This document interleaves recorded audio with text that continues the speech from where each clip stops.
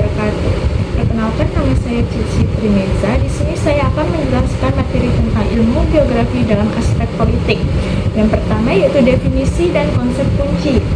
A. Geopolitik. Definisi geopolitik adalah studi yang mengkaji bagaimana faktor geografis seperti lokasi, bentuk muka bumi, sumber daya alam, dan batas wilayah mempengaruhi kebijakan politik suatu negara serta hubungan internasional. Faktor-faktor ini digunakan untuk menjelaskan kekuatan dan kelemahan suatu negara dalam sistem global. Selanjutnya yaitu konsep kunci geopolitik. Yang pertama yaitu adanya batas wilayah. Batas wilayah adalah garis imajiner maupun fisik yang menentukan sejauh mana kedaulatan suatu negara berlaku. Batas dapat berupa alami seperti sungai, pegunungan, atau buatan seperti garis lurus hasil perjanjian politik. Dalam menentukan ruang kendali, politik, ekonomi, dan pertahanan. Yang kedua yaitu sumber daya alam. Ketersediaan dan distribusi sumber daya seperti minyak, gas bumi, batu bara, dan mineral menentukannya. Kekuatan ekonomi negara, kepentingan strategis negara lain, potensi konflik atau kerjasama internasional. Negara yang kaya sumber daya alam sering menjadi pusat perhatian geopolitik dunia. Yang ketiga yaitu posisi geografis. Letak strategis sebuah negara berpengaruh besar terhadap kebijakan luar negeri dan strategis pertahanan. Contohnya, Indonesia berada di jalur pelayaran dunia atau ALKI, sehingga penting secara geopolitik dan ekonomi. Timur Tengah menjadi pusat geopolitik global karena letaknya yang strategis dan kaya minyak.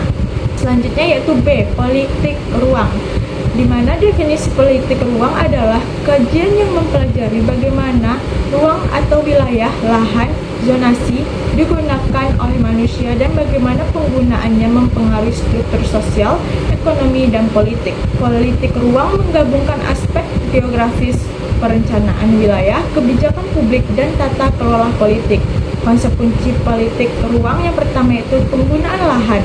Penggunaan lahan mencakup seperti pertanian, permukiman, industri, ruang terbuka hijau, serta fasilitas publik. Keputusan penggunaan lahan menentukan perkembangan wilayah dan memengaruhi kebijakan politik seperti tata ruang, perizinan industri, pengendalian urban, atau perluasan kota tanpa kontrol.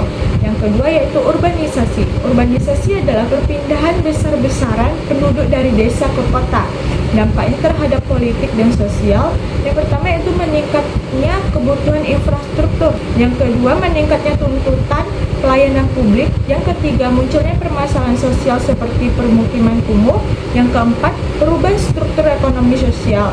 Urbanisasi memaksa pemerintah membuat kebijakan regional dan nasional yang lebih adaptif. Yang C yaitu konflik wilayah. Definisi konflik wilayah adalah pertikaian yang muncul antara negara atau kelompok masyarakat akibat klaim atas suatu wilayah tertentu. Faktor pemicu konflik antara lain yaitu pertama yaitu sejarah, yang kedua etnisitas, yang tiga perebutan sumber daya, yang keempat strategi pertahanan. Konsep kunci konflik wilayah yang pertama yaitu pemisahan wilayah. Pemisahan wilayah terjadi ketika sebagian kelompok ingin memisahkan diri dari negara induk. Contohnya konflik Palestina, gerakan separatis di beberapa negara, klaim perbatasan antar negara. Pemisahan wilayah memicu ketegangan politik dan keamanan.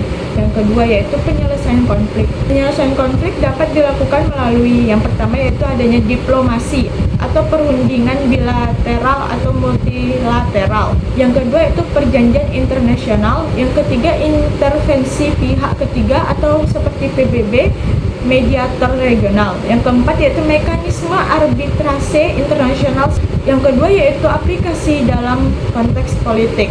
Ada yang pertama, yang A, analisis geopolitik. Analisis geopolitik digunakan untuk memahami kekuatan negara dan menentukan kebijakan luar negeri, hubungan dengan negara lain, strategis keamanan, pemanfaatan sumber daya nasional, perencanaan, dan pertahanan.